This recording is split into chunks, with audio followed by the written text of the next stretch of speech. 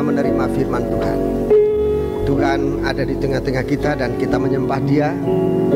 Berikan kesempatan untuk Dia bersabda bagi setiap pribadi yang merindukan akan sabdanya.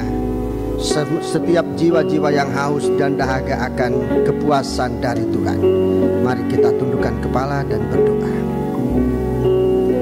Bapa, kami bersyukur dan berterima kasih buat semua kebaikan yang sudah Engkau nyatakan dalam kami, perlindungan dan pemeliharaanmu dalam kami sekalian, yang membuat kami bisa berada di tempat ini pada saat ini.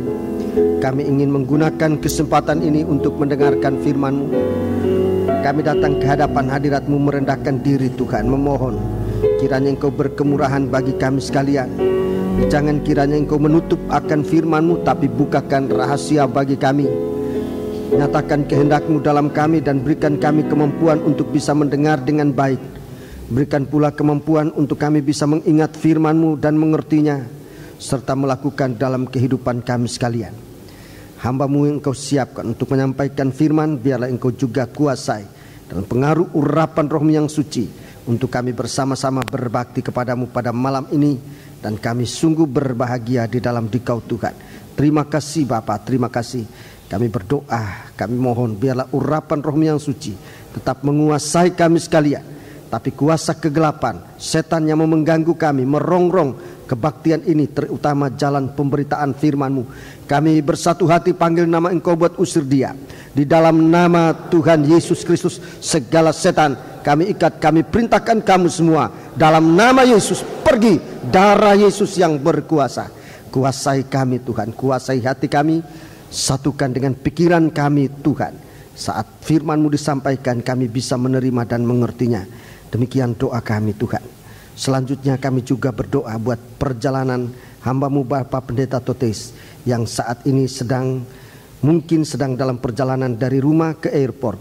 Bapa, biarlah Engkau menyertai seluruh rombongan yang akan menyertainya. Biarlah Engkau tetap kuasai dalam perjalanan di pesawat, di mana saja mereka berada. Biarlah Engkau berikan kekuatan dan pertolongan di saat ini. Biar mereka tiba dengan selamat di negeri, di Indonesia ini dan di Surabaya, untuk kami memuliakan, mengagungkan nama-Mu bersama-sama. Kami merindukan dari kehidupan kami, dari mulut kami, ingin mengagungkan, memuliakan nama-Mu Tuhan. Singkirkan segala rintangan, segala halangan. Berikan kekuatan tubuh, dalam jiwa, dalam roh, baik Bapak Pendeta, Bapak dan Ibu Pendeta Toteis, maupun seluruh rombongan yang menyertai dia. Berikan mereka kekuatan dan kekompakan dalam perjalanan. Terima kasih Bapa. Demikian dengan tim yang menjemput di Jakarta, kami doakan berikan mereka hikmat, akal budi. Siapapun juga yang sudah melibatkan diri dalam tim penjemputan, Tuhan tolong. Demikian kami di Surabaya, agar segala sesuatu yang akan kami lakukan semua mengarah bukan kepada satu pribadi manusia yang akan binasa, tetapi untuk mengagungkan, memuliakan nama-Mu. Kami rindu untuk memuliakan nama Dikau Tuhan. Terima kasih Bapak, terima kasih. Segala puji hormat dipersembahkan bagi Dikau dalam nama Yesus. Haleluya. Amin. Sidang jemaat yang dikasihi Tuhan, saya menyampaikan salam sejahtera dan selamat berbahagia bersama-sama di dalam Tuhan kita Yesus Kristus. Saat ini kita akan mendengarkan firman Tuhan. Duduklah dengan tenang dan sebaik-baiknya untuk kita bisa menangkap, mendengarkan firman Tuhan yang akan kita bawa kembali untuk kita pakai dalam kehidupan kita sehari-hari. Tuhan kiranya tetap menyertai kita sekalian. Bagi sidang jemaat, saya perlu sampaikan permohonan doa agar perjalanan Bapak Pendeta Totes bersama rombongan yang sekarang ini saya rasa mereka sedang mulai, atau sebagian besar rombongan sudah berada di airport di Amsterdam, Schiphol di Amsterdam, dan rasanya Bapak Pendeta Totes mulai meninggalkan rumah untuk ke airport di jam-jam semacam ini. Dan menurut rencana, menurut jam Indonesia jam 9, mereka akan berangkat dari Amsterdam menuju Bangkok, dan dari Bangkok akan ke Jakarta, dari Jakarta ke Surabaya. Diperkirakan semoga Tuhan memberikan kita pertolongan besok sore Bapak Pendeta Totes sudah berada di tengah-tengah kita. Mengenai jamnya saya belum dapat menyampaikan kepada saudara-saudara sekalian. Diperkirakan jam 4 atau setengah 5, saya masih belum tahu, sebab masih kita akan terus mengikuti perjalanan ini dengan alat-alat yang ada, agar segala sesuatu bisa kita menyambut dia dengan sebaik-baiknya. Direncanakan saudara-saudaraku akan berada di Indonesia ini selama 1 bulan. Bagi rekan-rekan hamba Tuhan baik dalam kota Surabaya, terlebih saudara-saudara yang dari luar kota Surabaya yang sekarang ini berada, saya ingin menyampaikan bahwa kunjungan Bapak Pendeta Toteis kali ini kita akan sambut dia sebagai orang tua, sebagai hamba Tuhan. Dia memang dalam keadaan tubuh yang lemah, tetapi gairah untuk melayani Tuhan tetap membara di dalam dadanya, di dalam hatinya, dan dia ingin tetap melayani Tuhan. Dalam putusan terakhir yang dia nyatakan kepada tim dokter yang melayani dia di Amsterdam, untuk dia menyerahkan diri kepada Tuhan seluruhnya. Kehidupan ini diserahkan kepada Tuhan. Dia tidak anti dokter, dia tidak anti obat, tidak, tetapi untuk pelayanan kesembuhannya pada hari-hari ini dia serahkan sepenuhnya kepada Tuhan. Jadi rencana operasi yang tadinya akan diadakan, dan operasi itu kemungkinan berjalan 2 atau 3 kali, sudah dibatalkan oleh Bapak Pendeta Toteis dengan dasar-dasar yang dapat diterima baik oleh tim dokter maupun tentunya oleh kita anak-anak Tuhan. Dia ingin hidupnya berada dalam tangan Tuhan sepenuhnya, supaya di hari-hari hidup yang akhir ini dia masih tetap bisa melayani Tuhan. Dan kesempatan datang ke Indonesia ini tentunya bagi dia akan cukup berat kalau dia berkhotbah semacam kebaktian dalam seminar. Namun demikian saudara-saudaraku, kami sudah mengambil inisiatif dan mohon kepada Tuhan kemurahannya, untuk saat dia berada di Indonesia kita akan gunakan waktu mengadakan semacam pertemuan kebaktian. Kami memberi nama kebaktian itu kebaktian persekutuan bersama dengan Bapak Pendeta Toteis. Apa yang harus kita lakukan dalam kebaktian itu? Nomor 1, kita berdoa. Kita mendoakan baik kekuatan maupun kesembuhan dari Bapak Pendeta Toteis. Semoga Tuhan berkemurahan, memberikan dia kesempatan untuk tetap melayani Tuhan. Itulah kerinduannya. Jadi kebaktian itu lebih banyak kita akan berdoa, lebih banyak kita mendengar mungkin sepatah 2 kata dari orang tua ini, penyampaian-penyampaian, mungkin nasihat-nasihat atau teguran-teguran yang sangat kita butuhkan, terutama kita hamba-hamba Tuhan, supaya dalam pelayanan kita di hari-hari mendatang merupakan pelayanan yang terarah lewat suatu kebenaran dari firman Tuhan yang sudah dialami oleh hamba Tuhan senior yang sangat tua di dalam pengajaran ini. Jadi bagi rekan-rekan hamba Tuhan, saya mengundang saudara-saudara untuk bisa menggunakan kesempatan itu, dan rencana kebaktian itu akan diadakan pada minggu kedua bulan September yang akan datang, yaitu tanggal 9, 10 dan 11 September. 9, 10, 11 September. Kebaktian akan diadakan di Westin, dan sekali kebaktian terakhir akan diadakan di dalam gereja ini, di dalam gereja Lemah-Putro. Kebaktian penutup akan diadakan di Lemah-Putro sini. Tentu Tuhan mempunyai maksud-maksud yang kita belum tahu sekarang, tapi kemudian kita akan menjadi mengerti. Jadi saudara-saudaraku, saya undang rekan-rekan hamba Tuhan, kebaktian hari Selasa tanggal 9 mulai sore hari. Selasa mulai sore hari, saudara-saudaraku, dan Rebu pagi jam setengah 10. Tolong saudara Budi catat, Rebu pagi jam setengah 10, Rebu Kemis pagi juga jam setengah 10. Ini permintaan yang saya terima dari Bapak dan Ibu Toteis yang tadi siang saya sempat hubungan. Ini hubungan yang terakhir pada hari ini, tadi pada siang hari tadi. Sesudah makan siang saya sempat hubungan mereka dengan mereka, baru masih pagi hari di sana waktu itu, dan mereka meminta kebaktian pagi jam setengah 10. Tetap di semua kebaktian pagi di Westin. Direncanakan kebaktian pagi untuk kaum wanita. Direncanakan kebaktian 2 kali kebaktian pagi untuk kaum wanita. Namun kepastiannya kita akan mendengar pada pengumuman-pengumuman berikut. Sebab itu jangan lupakan mengikuti perkembangan pengumuman-pengumuman, akan disesuaikan dengan keadaan. Pada hari ini saya mengumumkan 2 kali kebaktian kaum wanita. Namun kita tetap berdoa, mungkin 2 atau sekali kebaktian, supaya itu Tuhan yang menetapkan. Jadi kita tetap ikuti perkembangan. Saya masih belum tahu sejauh mana, sebab kita mengikuti keadaan dari orang tua ini berdua, ibu dan Bapak Toteis yang dalam keadaan tua. Demikian juga Bapak Pendeta Toteis menghadiri kebaktian. Kita merindukan untuk bisa menghadiri kebaktian ini pada sore hari, Rebu, Selasa, Rebu, Kemis. Namun kita belum tahu berapa kebaktian yang bisa dia ikuti, dia hadiri. Entah sekali, entah 2 kali, entah 3 kali. Pada hari apa saya masih belum tahu. Sebab itu saudara-saudaraku, perhatian kita untuk mengikuti setiap kali perkembangan ini, agar kita jangan lolos dari kesempatan yang begitu sempit untuk kita bisa gunakan mendengarkan nasihat dari orang tua, yang pada akhirnya nanti kita akan merasa bahwa nasihat-nasihat itu sangat berharga. Bagi saudara-saudara yang ingin memiliki catatan, siapkan catatan. Mungkin saudara merekam dan sebagainya, tentu akan diizinkan dan semua akan diatur dengan sebaik-baiknya, supaya jangan baik dalam mencatat maupun dalam merekam malah kita mengganggu, dan semua nanti akan diatur dengan sebaik-baiknya supaya semua berjalan lancar. Dan suatu permohonan saya kepada sidang jemaat, terutama kepada diri saya sebagai seorang gembala, yaitu dalam kebaktian nanti kami mohon dengan hormat supaya kita tidak membawa anak-anak kecil, apalagi yang sudah bisa lari-lari. Sebab sangat berbahaya di hotel yang begitu besar, sangat banyak bahayanya, baik untuk anak itu sendiri, untuk hotel dan pemiliknya, dan untuk tamu-tamu di hotel.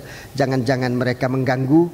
Jadi saya mohon pengertian saudara-saudara sekalian untuk menyiapkan segala sesuatu agar dalam kebaktian nanti anak-anak jangan dibawa. Saya katakan tadi, pengumuman ini untuk saudara-saudara, tapi terutama untuk saya, sebab saya mempunyai anak-anak kecil, cucu-cucu saya yang sering kali saya lihat dialah komandan untuk membawa anak-anak yang lain lari-lari. Jadi pengumuman ini untuk saya. Saya mohon pengertian bapak-bapak, ibu-ibu yang mempunyai anak. Tidak kita melarang mereka datang kepada Tuhan, tetapi kali ini kebaktian bukan di gereja, kebaktian ini di hotel. Di sana itu ada lift. Siapa tahu dia masuk di lift itu, dan lift itu semua otomat, lift di segala sesuatu banyak otomat di Hotel Westin itu. Siapa tahu dia tindis salah satu tombol dan dia tidak bisa lagi membuka, dan itu bisa berbahaya. Jadi saya mohon pengertian saudara-saudara sekalian. Juga di sana ada kolam renang. Siapa tahu dia lari-lari di pinggir kolam renang, dia nyemplung di sana, wah bahaya.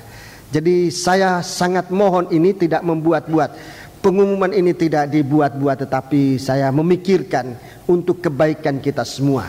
Jadi bagi anak-anak saya mohon jangan dibawa, supaya semua perhatian kita terarah kepada sepatah dua kata nasihat orang tua ini yang sangat kita butuhkan. Sangat kita butuhkan. Saya sendiri sebagai seorang hamba Tuhan merasa sangat membutuhkan. Hari-hari ini saya dikatakan tegang yang tidak, tapi dikatakan tidak tegang, ya tegang. Saya tetap dalam doa hubungan dengan Tuhan agar Tuhan memberikan kekuatan Bapak dan Ibu Pendeta Toteis bisa hadir. Ini suatu pergumulan yang cukup berat. Kita bergumul sebab memang dia juga di sana suatu pergumulan untuk menggumulkan keadaan tubuhnya yang sempat dirongrong oleh penyakit dan kelemahan tubuh, sehingga kita terus bergumul, apalagi pada saat-saat ini di mana mereka pada bergerak untuk berjalan ke Indonesia, supaya jangan ada rintangan. Jadi memang kalau saya katakan saya tidak tegang, ya saya tegang. Katakan tegang, tapi ya juga tidak. Tetapi saya terus bergumul supaya jangan ada rintangan di saat-saat akhir ini, di menit-menit akhir ini, agar Tuhan memberikan dia pertolongan dan kekuatan. Yang saya terima tadi pagi berita, memang dia dalam kondisi baik, tetapi memang kita doakan sebab dengan dia seringkali membuang kotoran darah dan kadar darah menurun, kita doakan itu. Kita berdoa sungguh-sungguh untuk segala sesuatu bisa terjadi dengan baik. Saya mohon bantuan doa dari sidang jemaat. Kita membutuhkan sesuatu yang sangat mahal. Di suatu waktu kita akan merasakan betapa mahalnya sepatah kata dari orang tua yang sudah melayani Tuhan dengan berhasil lebih dari 50 tahun. Itu perkataan-perkataan emas yang sulit ditemukan. Saya sangat merindukan hal ini, dan saya tidak ingin untuk memiliki sendiri. Saya bersama BP dari Kabar Mempelai ini sudah berusaha semaksimal mungkin untuk menempuh suatu pengalaman baru. Dalam 10 hari harus menyiapkan suatu kebaktian yang kami sudah mengirimkan undangan. Tadi pagi saya masih cek, seluruh undangan sudah berjalan, dan undangan sejumlah kurang lebih 1000. Ya, semua sudah disebarkan, baik di Jawa sini maupun di luar Jawa. Pagi-pagi tadi saya sudah terima telepon interlokal dari Sorong, dari Irian Jaya. Mereka akan datang. Memang mereka mempunyai halangan hari-hari ini, merupakan yaitu kapal yang menghubungkan Jawa dan Irian sekarang masuk dok, sehingga buat mereka merupakan satu kesulitan, dan itu berarti mereka harus naik pesawat. Tapi sudah ada ada sekitar 5 orang yang sudah menyatakan keputusan untuk bisa hadir. Dari Sulawesi juga demikian, dari Nusa Tenggara demikian, dari Sumatera juga demikian, dari mana-mana. Dari Pulau Jawa masih adem ayam. Masih belum ada beritanya, tapi saya percaya mereka akan datang. Rekan-rekan hamba Tuhan yang sekarang datang, saya ingin memberitahukan bahwa undangan kami tidak sertakan dengan formulir, sebab pertimbangan kami tidak mungkin lagi formulir itu saudara isi untuk kemudian kirim, akan terlambat. Tetapi kalau saudara mau datang, saudara memberitahu hamba-hamba Tuhan yang ada sekarang ini. Sesudah kebaktian, saya mohon sebelum kembali, kalau saudara berniat untuk bisa hadir, catatkan diri di belakang sana. Saya mohon saudara-saudara dari sekretariat mempersiapkan catatan-catatan hamba-hamba Tuhan sebelum kembali ke kota saudara pada malam ini. Saudara mencatatkan nama. Maksudnya kami tidak mempunyai data yang jelas untuk mempersiapkan seberapa banyak akomodasi yang dibutuhkan. Undangan memang 1000 orang kami sampaikan, dan kalau semua datang, dan itu berarti kami harus sedikitnya mempersiapkan 1000 tempat tidur untuk para tamu-tamu ini. Dan saya punya perasaan akan banyak hamba-hamba Tuhan datang, sehingga sidang jemaat saya mohon kesiapan saudara untuk bisa dipakai oleh Tuhan. Memang mencari tempat di hari-hari ini agak sulit. Kita sudah mencoba mencari tempat, tapi masih banyak kekurangan, sehingga hari ini saya umumkan kembali kepada sidang jemaat, saudara, untuk membuka rumah untuk tempat menampung hamba-hamba Tuhan. Mereka tidak meminta rumah yang bagus atau semua yang mewah, tetapi asal saja mereka bisa ada tempat berteduh, silakan saudara bisa menampung. Dan untuk membantu pengurusan yang lain, kami mohon saudara yang menerima itu secara all in 3 macam: konsumsi, akomodasi, dan transportasi sekaligus. Umpamanya saudara tidak bisa sendiri, bisa gabung 2-3 orang, 2-3 keluarga, yang seorang memberikan konsumsi, yang seorang memberikan tempat tidur, yang seorang memberikan transportasi. Bergabunglah dengan saudara-saudara yang lain supaya pengaturannya gampang. Dan dalam kebaktian ini tentu sidang jemaat tidak dihalangi untuk bisa hadir, tetapi seperti tadi saya katakan, jangan membawa anak-anak. Sidang jemaat Johor Maputro dan saudara-saudara rekan-rekan hamba Tuhan di Kota Madia, Surabaya, tolong sampaikan pengumuman ini kepada anggota sidang jemaat. Di hari-hari itu 3 hari, kalau bisa kebaktian kita alihkan seluruhnya dalam kebaktian persekutuan ini. Kebaktian rutin saudara-saudara, kalau bisa dialihkan pada kebaktian persekutuan ini. Ini permohonan saya dari hati saya, yang tidak ada maksud-maksud yang untuk kepentingan diri saya sendiri, tapi untuk kepentingan kita bersama. Saya sampaikan ini bagi saudara-saudara sekalian. Waktu ini, saat yang sangat sulit untuk kita peroleh. Sebab itu saya sampaikan ini dengan sebaik-baiknya. Saudara-saudara yang mau ambil bagian korban mungkin tidak dapat menampung saudara-saudara ini. Mungkin saudara katakan tidak punya rumah dan sebagainya. Saudara bisa berbuat sesuatu hal, mungkin karena sibuk pekerjaan. Seperti pada waktu yang lalu ada saudara yang menyewakan kamar-kamar di hotel. Ada beberapa waktu yang lalu ada beberapa belas atau berapa puluh kamar yang disewakan oleh saudara-saudara di hotel, silakan saudara lakukan itu. Hanya untuk terkoordinasinya silakan hubungi saudara Pundiono. Adakah saudara Pundiono? Ya, tolong saudara Pundiono untuk akomodasi, ya, untuk akomodasi. Oh, konsumsi. Yang akomodasi siapa akomodasi? Pak Budi Santoso, Budi Santoso, Bapak Budi Santoso. Ada pada Budi Santoso mungkin dalam. Ya, kita berdoa juga buat Bapak Budi Santoso ini. Saya dengar saudaranya dalam keadaan sakit, mungkin dia sedang melayani saudaranya yang sakit, ya. Jadi kita berdoa semuanya supaya bisa terlayani dengan baik-baik, ya. Inilah kerinduan saya.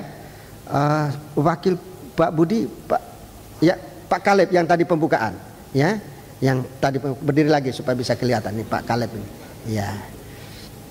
Dia nanti akan membantu mencatat. Tentu ada formulir-formulirnya. Saudara isilah dengan sebaik-baiknya. Sebab kita benar-benar bekerja kali ini begitu cepat. Belum pernah kita mempunyai pengalaman dalam 10 hari mengurus kebaktian. Belum pernah. Kali ini kita diuji, kita dilatih untuk sekejap mata. Nanti waktu Tuhan datang bukan 10 hari, sekejap mata. Lebih hari lebih cepat, ya. Lebih hari lebih cepat. Agaknya Tuhan benar-benar lekas datang. Tidak bisa lengah-lengah lagi. Cepat-cepat datang kebaktian-kebaktian kita yang biasanya terlambat. Latih diri jangan terlambat. Latihlah diri jangan terlambat. Rasanya segala sesuatu cepat berlaku. Dari orang-orang di dunia sekarang, dari segala pihak, dari ilmu yang terang maupun ilmu yang namanya ilmu nujum paranormal sudah menyebutkan di hari-hari ini akan terjadi perubahan besar. Dari tanda-tanda yang mereka lihat, wah akan terjadi perubahan besar. Mereka itu tidak baca Alkitab, tetapi perasaan mereka mulai bisa merasakan. Apalagi kita yang bukan hanya perasaan, tapi firman Allah mengatakan, firman kebenaran mengatakan kepada kita. Yang anehnya kita atau orang yang mendengarkan paranormal bisa percaya. Orang Kristen yang mendengar firman Allah malah ragu-ragu. Apa iya? Apa benar? Ini suatu pertanda yang kita harus waspadai. Di saat dengarkan, satu tanda yang besar akan terjadi. Di saat gereja Tuhan pada tidur. Di saat 10 mempelai pada tidur, 10 anak darah pada tidur. Saat itulah Tuhan datang. Apa artinya tidur? Lengah, puncaknya lengah. Gelapnya dunia sekarang membuat kondisi daging dalam keadaan lengah, mengantuk dan tertidur. Saat itulah Tuhan datang. Puji Tuhan kita ini dikagetkan dengan keadaan-keadaan semacam ini. Mari kita bangun, sebab kita mempunyai tugas untuk membangunkan sidang-sidang jemaat yang lain, gadis-gadis yang lain yang sedang dalam keadaan tidur. Kita mempunyai tugas untuk bangun. Kunjungan kami ke Nederland bukan untuk membanggakan diri atau menyombongkan diri, tetapi yang saya dengar dari mereka bahwa kunjungan ini sempat menggairahkan mereka untuk bangun.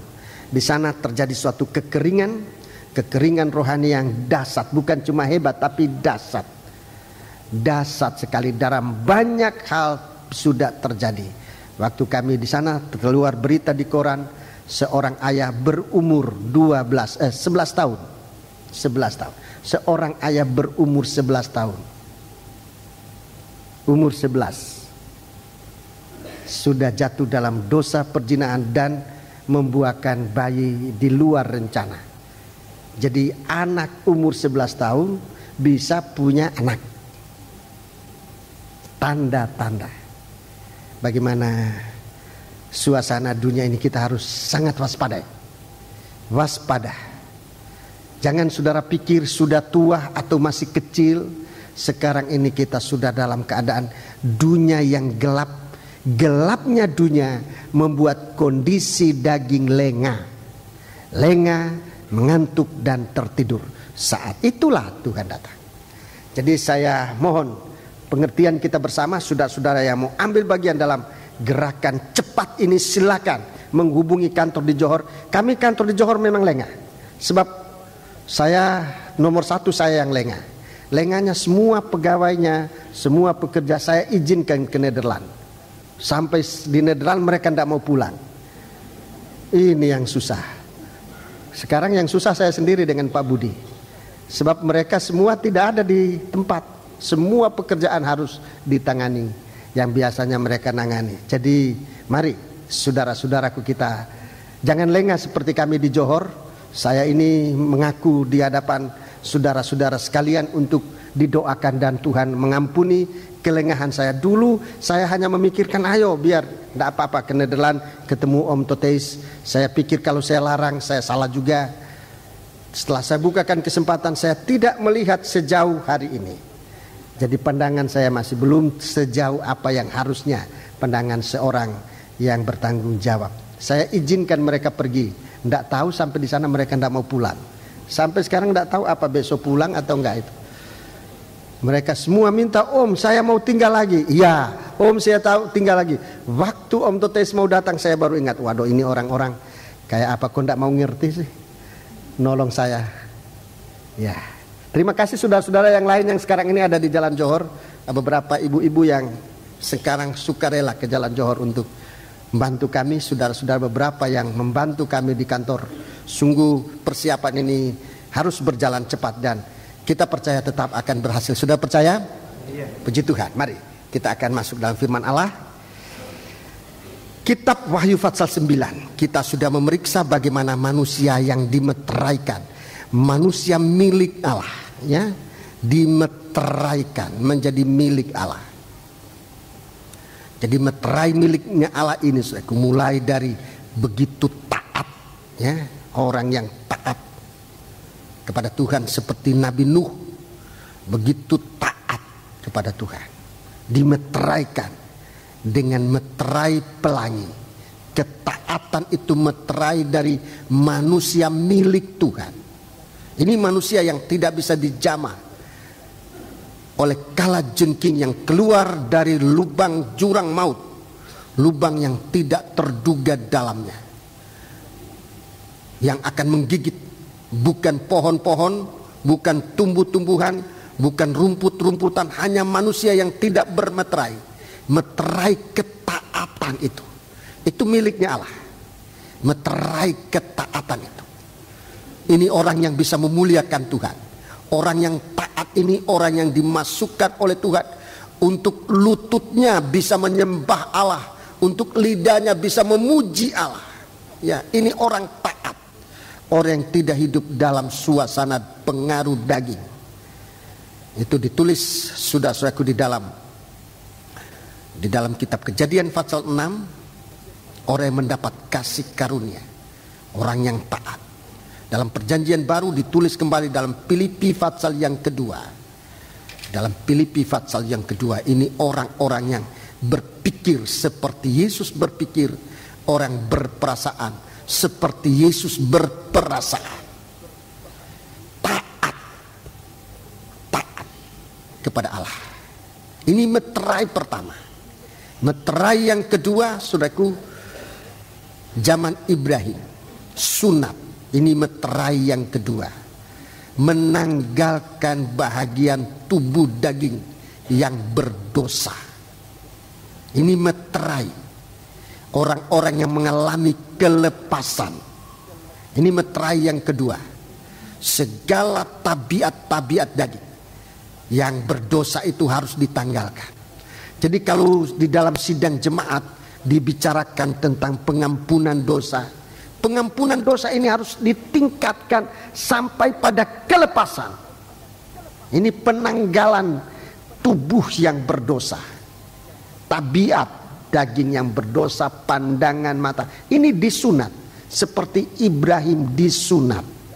Manusia yang sempat menanggalkan diri, manusia sempat menanggalkan anggota tubuh yang berdosa. Anggota tubuh yang berdosa bukan lagi kaki. Kaki itu bicara tentang pendirian. Kaki itu bicara tentang perjalanan hidup. Ya, kalau itu ada tanda-tanda dosa, pendirian keras tetapi tidak benar, itu harus dirubah. Perjalanan hidup mungkin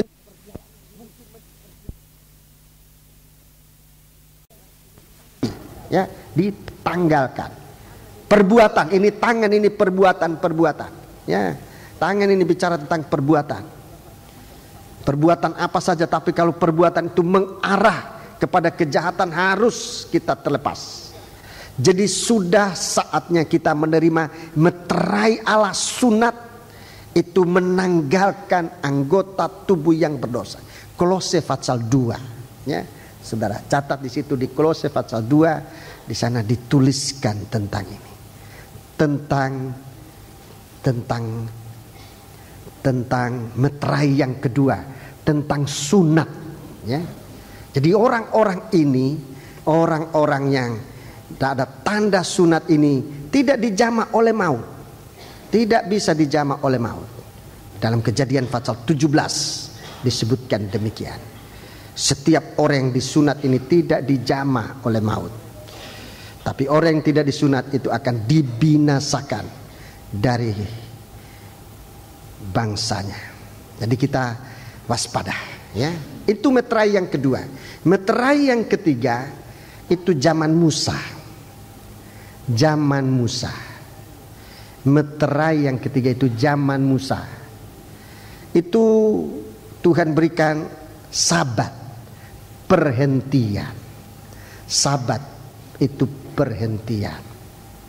Sabat itu perhentian. Ini tanda milik Allah, ya. Tandanya milik Allah. Ada perhentian.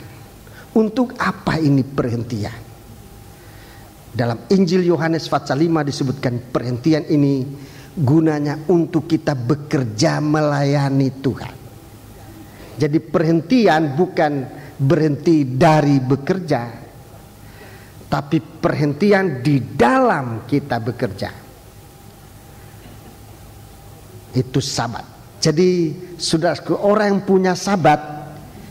punya sabat kelihatan dari aktivitas rohani. Itu tanda milik Tuhan. Bukan orang pasif. Itu milik Tuhan. Orang pasif itu bukan miliknya Tuhan. Orang aktif itu meterai dari milik Tuhan. Orang yang bekerja di dalam pimpinan dan ketenangan di dalam Roh El Kudus, ya. Jadi ini meterai milik Allah. Lihat bagaimana caranya bekerja. Kalau caranya bekerja berkelahi terus, bukan milik Allah. Seorang hamba Tuhan tidak patut bertengkar, tidak patut berkelahi. Itu berarti dia bekerja tidak dalam perhentian. Dia bekerja dalam nafsu. Dia bekerja dalam keinginan. Dia bekerja di dalam iri hati. Ini bukan milik Tuhan. Jadi kita harus ada perhentian. Itu miliknya Allah. Itu meterai dari milik Allah. Seorang yang bekerja di dalam perhentian. Bapakku bekerja sampai hari ini. Sebab itu aku juga bekerja seperti Bapa bekerja. Itu Tuhan katakan pada hari Sabat, pada waktu ia menyembuhkan orang sakit. Yohanes pasal yang kelima. Bapakku bekerja pada hari ini. Sebab itu aku pun bekerja. Kalau saya lanjutkan, seperti Bapa bekerja. Demikian juga kita sekarang ini bekerja seperti Yesus bekerja. Sebab dia sudah bekerja seperti Bapanya bekerja. Jadi suatu aktivitas di dalam perhentian. Ibadah kita ini ada ibadah, Rasul Yohanes katakan nanti akan dibedakan anak-anak Tuhan dan anak-anak iblis. Dua-dua masuk gereja. Anak-anak Tuhan, anak-anak iblis. Iblis pun demikian. Dia masuk di dalam gereja. Tapi di dalam gereja kelihatan yang mana anak Tuhan, yang mana bukan anak Tuhan. Itu dimeteraikan oleh Tuhan. Siapa anak Tuhan? Yang ibadahnya dikuasai oleh perhentian. Perhentian ini dalam Matius pasal 11, tanda dari perhentian ini lemah lembut dan rendah hati. Lemah lembut dan rendah hati. Ini tanda dari perhentian. Lemah lembut dan rendah hati. Jadi orang bekerja dilihat dengan dasar apa? Dia punya perhentian, dia mengerjakan segala pekerjaan. Bukan dengan kekuatan daging, tetapi dengan lemah lembut dan rendah hati. Itu dalam Injil Matius pasal 11 mulai ayat 28 sampai ayat 30. Sudah lihat orang bekerja dalam perhentian itu, sekalipun dia dalam keadaan salib, sekalipun dia dalam berbeban berat, tapi beban itu ringan, kuk itu atau salib itu enak rasanya. Dia tidak mengomel, dia tidak bermacam-macam. Ini tanda dari anak Tuhan. Jadi kita harus, saudaraku, sekarang ini saatnya bekerja. Jangan dengan tanda dunia ini. Tandanya dunia ini dengan tandanya dunia ini, saudaraku, mereka bekerja dengan ambisi, dengan segala sesuatu yang emosi dan sebagainya itu digunakan semua untuk bekerja di dunia itu begitu. Tetapi di dalam ladang Allah bukan. Datang kepadaku, hei kamu yang lemah lembut, ya kamu yang berbeban berat dan yang bertanggungan, aku akan memberikan kedamaian. Kemudian belajar kepadaku, sebab aku lemah lembut dan rendah hati. Baru Tuhan katakan, pikulah kuk yang kupasang dan bebanku, sebab kuk itu enak rasanya dan bebanku pun ringan. Itu jelas. Jadi ini milik, ini meterai. Ini meterai. Kita apalagi berada meladang Allah, meterai ini harus nyata. Meterai di dalam kehidupan kita sebagai hamba Tuhan, mulai dari ketaatan kita seperti zaman Nuh. Roh zaman Nuh itu merajalela sampai hari ini. Roh zaman Nuh itu merajalela sampai hari ini. Demikian juga dengan tanda sunat zaman Ibrahim, dan terakhir zaman Musa adalah dengan Sabat. Itulah tanda meterai Allah. Dalam Wahyu pasal 7, kita semua ini mau dimeteraikan oleh Tuhan. Tuhan mau meteraikan kita. Di hari-hari ini Tuhan mau meteraikan kita. Pada waktu saya mengumumkan, dalam waktu hanya kurang lebih 10 hari kita akan mengadakan kebaktian persekutuan, saya mengajak seluruh sidang jemaat untuk kompak. Dan salah satu perkataan yang semoga saudara tidak lupa saya katakan, siapa yang tidak bisa atau tidak setuju, jangan komentar yang negatif. Berbahaya. Jangan membuat komentar yang tidak-tidak. Itu merugikan saudara sendiri. Sebab pelayanan pekerjaan Tuhan akan berjalan dengan apa yang menjadi kehendak Tuhan. Kita malah harus berdoa, taat dan dengar-dengaran kepada Tuhan. Ya. Jadi ini yang disebutkan dalam ayat yang ke-9, 9 dan ayat yang ke-10, saudaraku. Dalam ayat 9 dan ayat ke-10. Maafkan ya. Ayat keempat ya, ayat keempat. Dan kepada mereka dipesankan supaya mereka jangan merusakkan rumput-rumput di bumi atau tumbuh-tumbuhan ataupun pohon-pohon, melainkan hanya manusia yang tidak memakai meterai Allah di dahinya. Jadi dalam kegiatan kita ini, saudara sekumuh, tanpa kita sadari kita sedang dimeteraikan oleh Tuhan. Apakah kita ini milik Tuhan atau tidak? Meterai Tuhan sedang jalan. Meterai Tuhan sedang berjalan. Justru dalam kegiatan kita, adakah ketaatan? Nomor 2, adakah kegiatan itu di dalam kesucian, tidak dipengaruhi oleh dosa, oleh tubuh, bagian tubuh yang berdosa? Apakah kegiatan kita di dalam perhentian? Artinya rendah hati dan lemah lembut. Di dalam kita nanti bekerja, apalagi pekerjaan ini dalam keadaan singkat, mungkin saudaraku kita terbentur dengan berbagai-bagai hal sehingga banyak kali membuatkan suasana panas. Hindari pertengkaran. Hindari pertengkaran. Cepat. Yang siapa saja yang lebih dahulu sadar untuk menjadi dengan segala kerendahan hati, melembut sehingga tidak terjadi pertengkaran. Supaya pekerjaan ini, dalam pekerjaan ini meterai Tuhan masuk di dalam kita. Jadi 3 meterai ini, saudaraku, mulai dari pelangi, tanda ketaatan kita kepada Tuhan. Sunat, kelepasan dari dosa. Kemudian ketiga, Sabat, lemah lembut dan rendah hati. Itu kita memuliakan Tuhan, dan disitulah kita bekerja menerima meterai ini dan kita menjadi seorang hamba Tuhan. Sekarang kita akan masuk pada ayat 7 sampai dengan ayat yang ke-12. Ayat 7 sampai dengan ayat yang ke-12. Saya tidak akan perpanjang-panjang mengenai meterai ini, saudaraku, tetapi kita sudah bisa melihat bahwa kalau kehidupan kita dimeteraikan, kita dibebaskan oleh Tuhan dari penderitaan yang menyiksa manusia 5 bulan. Maafkan, kita akan membaca ayat 5, bukan ayat 7, ayat 5 dan ayat yang ke-6 lebih dahulu. Ayat 5 dan ayat yang ke-6. Dan mereka diperkenankan bukan untuk membunuh manusia, melainkan hanya untuk menyiksa mereka 5 bulan lamanya. Ya, 5 bulan lamanya. Terus, dan siksaan itu seperti siksaan kalajengking apabila ia menyengat manusia.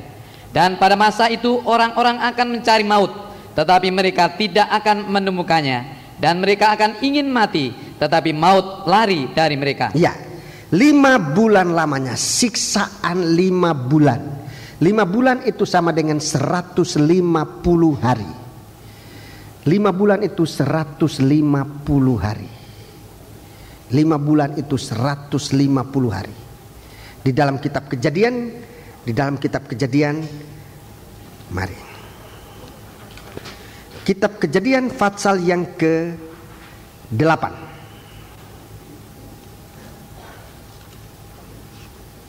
Maafkan, Kitab Kejadian pasal yang ke-7. Kitab Kejadian pasal yang ke-7. Kitab Kejadian pasal yang ke-7 mulai ayat 22 sampai dengan ayat 24. Ini selama 55 bulan atau 150 hari. Ayat 22 sampai dengan 24. Tetapi para ahli Mesir membuat yang demikian juga. Kejadian pasal 7. Kejadian pasal 7 ayat 22 sampai 24. Matilah segala yang ada nafas hidup dalam hidungnya, segala yang ada di darat, demikianlah dihapuskan Allah segala yang ada, segala yang di muka bumi, baik manusia maupun hewan, dan binatang melata, dan burung-burung di udara, sehingga semuanya itu dihapuskan dari atas bumi. Hanya Nuh yang tinggal hidup, dan semua yang bersama-sama dengan dia di dalam bahtera itu. Dan berkuasalah air itu di atas bumi 150 hari lamanya. Iya, ini masa Tuhan membalas tabiat daging. Ini masa di mana Tuhan menghapuskan segala tabiat daging. Jadi sengsara 150 hari atau 5 bulan lamanya, itu sengsara di mana Tuhan membalas segala tabiat daging. Saudara-saudaraku yang sekarang banyak manusia begitu menyayangi daging ini, tetapi tanpa sadar daging ini sudah membelokkan hidup manusia yang arahnya harus ke surga, berubah arah ke neraka. Daging ini akan mendapat pembalasan dari Tuhan. Sengsara itu 150 hari atau 5 bulan, itu sengsara pembalasan Tuhan atas daging ini, atas daging yang tidak suka rohani, tidak suka masuk dalam kegiatan rohani. Itu akan dibalaskan oleh Tuhan. Menerima pembalasan. Daging yang tidak sempat dirubah untuk dimeteraikan menjadi milik Allah, daging yang suka tinggal di dalam dosa, itu akan mendapat ganjaran yang dahsyat dari Allah.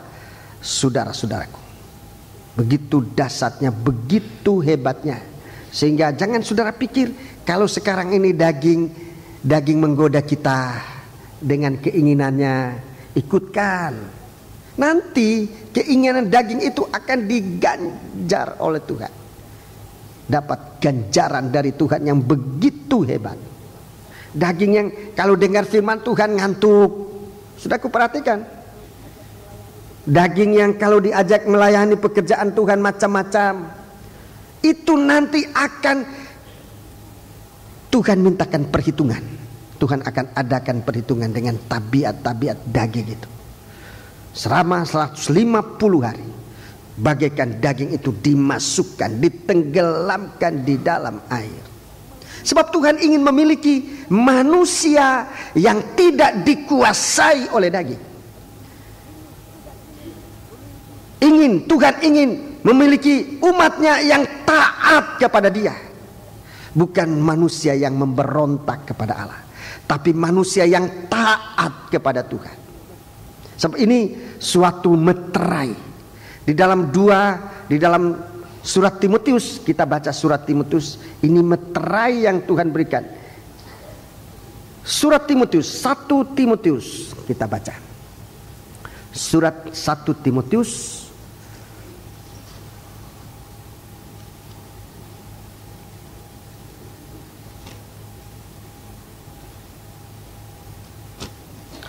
maafkan. Surat 2 Timotius pasal yang kedua. 2 Timotius pasal yang kedua. Ayat yang ke-19. 2 Timotius pasal 2 ayat 19. Tetapi dasar yang diletakkan Allah itu teguh. Iya. Dan meterainya ialah Tuhan mengenal siapa kepunyaannya. Tuhan mengenal semua kepunyaannya. Lewat meterai ini Tuhan mengenal siapa kepunyaannya. Terus, dan setiap orang yang menyebut nama Tuhan hendaklah meninggalkan kejahatan. Ya, sudah perhatikan ayat 20. Dalam rumah yang besar bukan hanya terdapat perabot dari emas dan perak, melainkan juga dari kayu dan tanah. Yang pertama dipakai untuk maksud yang mulia, dan yang terakhir untuk maksud yang kurang mulia. Iya, terima kasih sudah baca di rumah. Selanjutnya sudah lihat bahwa kita ini disiapkan oleh Tuhan untuk pekerjaan yang mulia. Kita disiapkan oleh Tuhan untuk pekerjaan yang mulia. Tetapi daging itu harus dibebas dari kita. Bekerja di ladang Allah jangan dengan dorongan daging, tetapi dengan suatu ketekatan melepaskan diri dari pengaruh daging. Mungkin sudah mengatakan bagaimana caranya. Bagaimana caranya kita bisa terlepas dari daging ini? Bagaimana caranya bisa terlepas dari daging? Saudaraku, di dalam dalam Injil Lukas. Injil Lukas pasal yang pertama. Di sana kita melihat masa 5 bulan. Injil Lukas pasal yang ke-15. Pasal yang pertama. Injil Lukas pasal yang pertama. Injil Lukas pasal yang pertama. Injil Lukas pasal yang pertama. Injil Lukas pasal yang pertama.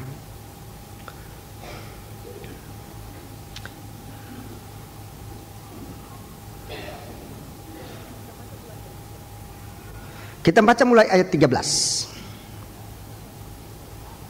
Tetapi malaikat itu berkata kepadanya, "Jangan takut, hai Zakaria, sebab doamu telah dikabulkan. Dan Elisabet istrimu akan melahirkan seorang anak laki-laki bagimu, dan haruslah engkau menamai dia Yohanes." Ya, ini menanti kelahiran seorang besar, Yohanes. Yohanes ini manusia terbesar. Jadi dalam menantikan lahirnya seorang manusia terbesar di dunia. Catat ayatnya, Matius 11 ayat 11. Yohanes ini adalah manusia terbesar. Yohanes ini manusia terbesar. Tuhan akan melahirkan seorang manusia yang besar, tidak dalam pengaruh daging. Saudara-saudaraku, Yohanes ini manusia yang paling besar. Di hari-hari ini menubuatkan bagaimana gereja Tuhan akan ditampilkan sebagai alat Tuhan yang mulia, yang besar, tapi tidak boleh dalam pengaruh daging. Doamu telah dikabulkan. Elisabet istrimu akan melahirkan seorang anak laki-laki bagimu. Harus engkau menamai dia Yohanes. Ayat 14. Engkau akan bersukacita dan bergembira, bahkan banyak orang akan bersukacita atas kelahirannya itu. Terus. Sebab ia akan besar di hadapan Tuhan, dan ia tidak akan minum anggur atau minuman keras, dan ia akan penuh dengan Roh Kudus mulai dari rahim ibunya. Ia akan membuat banyak orang Israel berbalik kepada Tuhan Allah mereka, dan ia akan berjalan mendahului Tuhan dalam roh dan kuasa Elia untuk membuat hati bapa-bapa berbalik kepada anak-anaknya, dan hati orang-orang durhaka kepada pikiran orang-orang benar, dan dengan demikian menyiapkan bagi Tuhan suatu umat yang layak baginya. Ya, jadi ini pekerjaan ini, saya menubuatkan pekerjaan yang besar hari-hari ini, mempersiapkan umat di hari Tuhan, ya, mempersiapkan umat bagi Tuhan, suatu umat yang layak. Ini pekerjaan akhir zaman ini. Terus, lalu kata Sakaria kepada malaikat itu, bagaimanakah aku tahu bahwa hal itu akan terjadi? Sebab aku sudah tua dan istriku sudah lanjut umurnya. Nah, ini pikiran daging. Pikiran daging memang mustahil. Saudara-saudaraku, mempersiapkan umat Tuhan di hari-hari ini bagi daging sangat mustahil. Dunia ini sudah tua. Segala sesuatu sulit. Bagaimana kita bisa menyiapkan umat bagi kemuliaan Tuhan? Tapi kalau ini perintah Tuhan, saudara-saudaraku, mari kita ambil suatu sikap, bukan sikap dari suatu kehidupan yang tidak taat kepada perintah Tuhan. Sakaria, doanya sempat diterima, tetapi dia tidak sesuaikan bahwa sebenarnya saat doa diterima, saat itu dia harus dalam penyerahan diri kepada Tuhan. Kita lihat sebaliknya, justru Sakaria kurang mempercayakan diri kepada Tuhan. Baca terus. Jawab malaikat itu kepadanya, ya, akulah Gabriel yang melayani Allah, dan aku telah diutus untuk berbicara dengan engkau, ya, dan untuk menyampaikan kabar baik ini kepadamu. Ya, terus. Sesungguhnya engkau akan menjadi bisu dan tidak dapat berkata-kata sampai kepada hari di mana semuanya ini terjadi, karena engkau tidak percaya akan perkataanku yang akan nyata kebenarannya pada waktunya. Iya. Jadi sudah perhatikan, bisu artinya tidak bisa berkata-kata yang ada artinya, tidak bisa menyampaikan perkataan yang ada arti. Ini tidak bisu. Ini yang dikatakan bisu. Di suatu waktu, saudaraku, kepada Musa waktu Tuhan perintah, ayo Musa kamu pergi ke Mesir untuk melepaskan bangsa Israel. Musa berdalih bermacam-macam. Lalu Tuhan katakan, siapa yang membuat orang bisu atau lidah bisa berbicara? Siapa yang membuat mata bisa melihat dan atau mata itu buta? Siapa yang membuat telinga itu tuli atau bisa mendengar? Jadi aku sudah perhatikan bagaimana kehidupan kita di suatu waktu karena tidak taat, kita mengalami suatu keadaan Tuhan menutup kesempatan untuk melakukan apa pekerjaan Allah. Itu sebabnya biar kita rasa takut, biar kita ada rasa takut untuk menolak tawaran Tuhan. Jangan sampai seperti seperti Sakaria yang kemudian dia dibatasi oleh Tuhan, bisu. Saya dalam kesempatan yang lalu saya katakan, siapa yang kurang percaya dalam kegiatan ini, jangan membuat komentar yang tidak-tidak. Ditakutkan ini, saudaraku. Jangan sampai Tuhan menutup kesempatan untuk seseorang tidak bisa terkait dalam kegiatan ladang Allah. Kekurangan kelemahan kita Tuhan tahu. Tuhan tahu Sakaria sudah tua. Tuhan tahu bahwa istrinya juga sudah lanjut usianya, bahkan seorang yang mandul. Tuhan tahu keadaan kita. Tapi kalau Tuhan percayakan kita sesuatu pekerjaan, itu berarti Tuhan sudah siap untuk memiliki kita dengan segala kekurangan kita, dan Tuhan akan memberikan kita pertolongan agar kita justru di saat itu bisa mempermuliakan Tuhan. Tuhan ingin dipermuliakan di tengah-tengah umatnya. Kalau kita nanti bekerja, saudaraku, bukan dari kemampuan kita, bukan dari kepandaian kita, bukan dari kekayaan kita, tetapi dari perintah Tuhan, Tuhan sungguh dipermuliakan dalam kehidupan kita. Sebab itu demi kasih Tuhan, sekali lagi kepada sidang jemaat, jangan memberikan komentar yang gak baik. Jangan sampai Tuhan tutup seperti Zakaria, orang yang tadinya di hadapan Tuhan, tapi tidak. Kemudian Tuhan katakan, kamu jangan berbicara, engkau akan menjadi bisu sampai nanti saatnya engkau melihat keadaan itu. Sesungguhnya engkau akan menjadi bisu dan tidak dapat berkata-kata sampai kepada hari di mana semuanya ini terjadi, karena engkau tidak percaya akan perkataanku yang akan nyata kebenarannya pada waktunya. 21. Sementara itu orang banyak menanti-nantikan Zakaria. Mereka menjadi heran bahwa ia begitu lama berada di dalam bait suci. Ketika ia keluar, ia tidak dapat berkata-kata kepada mereka, dan mengertilah mereka bahwa ia telah melihat suatu penglihatan di dalam bait suci. Lalu ia memberi isyarat kepada mereka, sebab ia tetap bisu. Ia masih bisu. 23. Ketika selesai jangka waktu tugas jabatannya, ia pulang ke rumah. Ya, ini yang terjadi kepada Zakaria. Sekarang kita lihat apa yang terjadi pada Elisabet. Itu sidang jemaat, ayat 24. Beberapa lama kemudian Elisabet istrinya mengandung, dan selama 5 bulan ia tidak menampakkan diri. Katanya, inilah suatu perbuatan Tuhan bagiku, dan sekarang ia berkenan menghapuskan aibku di depan orang. Iya, 5 bulan. Bagi dunia yang melawan Tuhan, satu masa hukuman Tuhan. Satu masa hukuman Tuhan atas daging yang memberontak kepada Tuhan.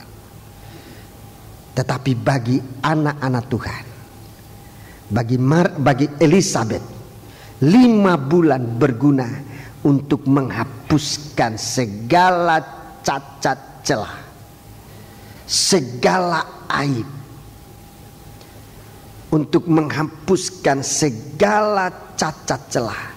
Ia tidak menampakkan diri, ada dalam suatu persembunyian selama 5 bulan, mengalami suatu proses untuk menghapuskan segala cacat celah, segala kekurangan.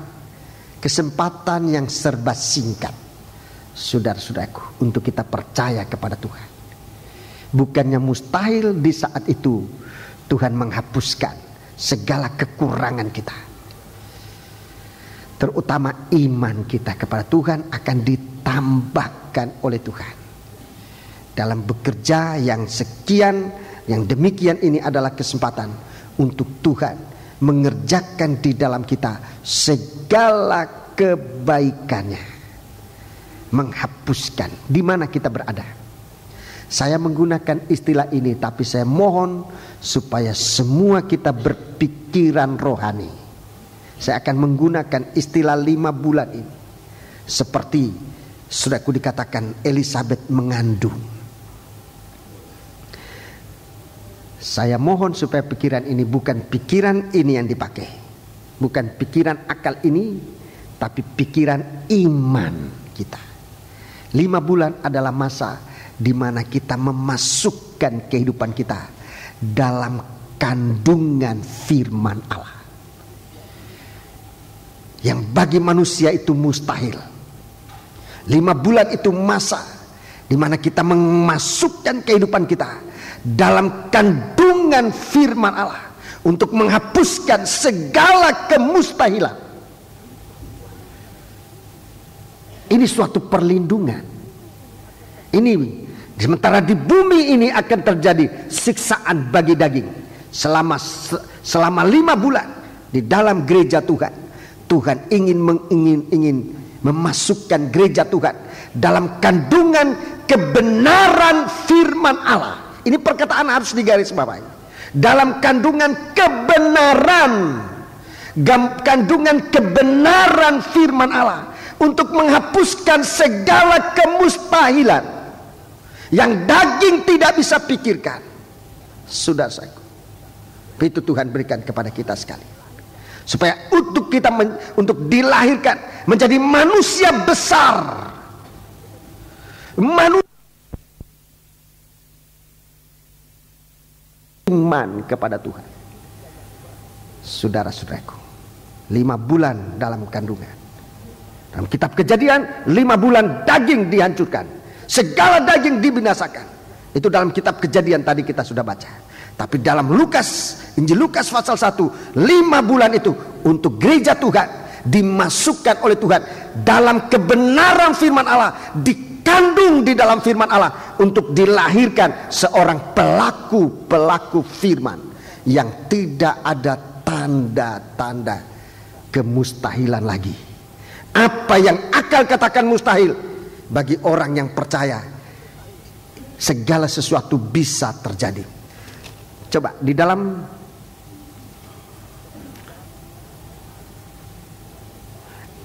ayat 45, Lukas pasal 1 ini ayat 45. Dan berbahagialah ia yang telah percaya. Berbahagialah orang yang dikandung di dalam kebenaran firman, menjadi percaya. Terus, sebab apa yang dikatakan kepadanya dari Tuhan akan terlaksana.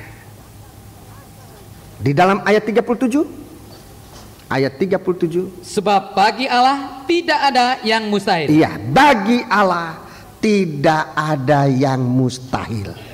Inilah suatu kandungan lebih hari lebih besar. Sebab di dalam ayat yang kita baca tadi itu sudah berita tentang kelahiran Tuhan Yesus. Yesus datang menghapuskan segala kemustahilan. Lebih dahulu kita berada dalam kandungan kebenaran firman Tuhan. Lebih dahulu kita dimasukkan oleh Tuhan dalam kandungan kebenaran firman Tuhan, untuk bebas dari pengaruh daging yang menyesatkan, untuk sampai kita menerima berita kenyataan Yesus datang yang menghapuskan segala kemustahilan. Setiap orang percaya apa yang difirmankan oleh Tuhan kepadanya akan terlaksana. Puji Tuhan. Sebab itu mari sidang jemaat ini mau dibawa oleh Tuhan dalam waktu yang begitu singkat, disiapkan oleh Tuhan. Jangan masuk, jangan berada di luar bahtera, jangan berada sebagai orang yang tidak percaya, jangan hidup dalam daging, tapi biar kita hidup di dalam kandungan kebenaran firman. Kita menjadi milik Tuhan. Kita kembali dalam Wahyu pasal 9. Wahyu pasal 9 ayat 7. Kita melihat di saat itu dosa tampil, sengat maut itu dibukakan secara nyata, secara jelas. Wahyu pasal 9 kita baca mulai ayat 7. Saudara lihat bagaimana Tuhan membukakan fakta-fakta, ciri-ciri, tanda-tanda dari dosa, aktivitas kegiatan dari dosa dinyatakan begitu jelas. Coba kita membaca mulai ayat 7.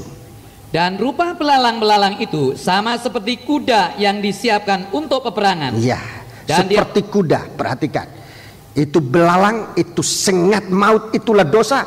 Disebutkan rupanya seperti kuda yang disiapkan untuk peperangan. Itu rupa dari dosa di akhir zaman. Dosa di akhir zaman ini tidak pasif. Dosa akan tampil dalam rupa seekor kuda. Ini ukuran kekuatan. Kuda itu ukuran kekuatan. Mesin-mesin itu diukur dengan kekuatan kuda.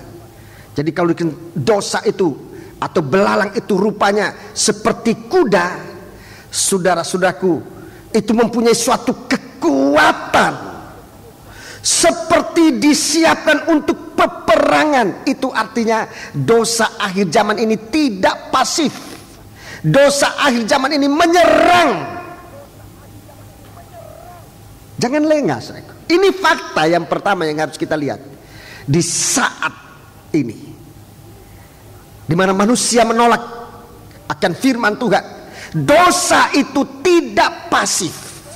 Dosa sedang merajalela. Siapa yang nanti akan kalah adalah setiap kehidupan yang tidak ada dalam kandungan kebenaran firman.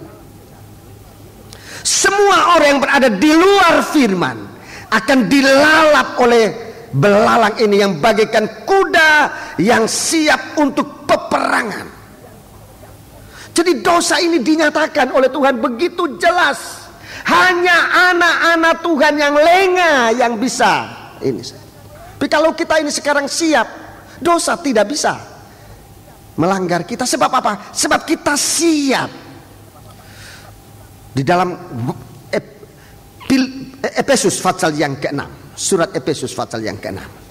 Jadi kalau sekarang dosa ini sudah mempersiapkan diri dalam peperangan, anak-anak Tuhan malah lengah.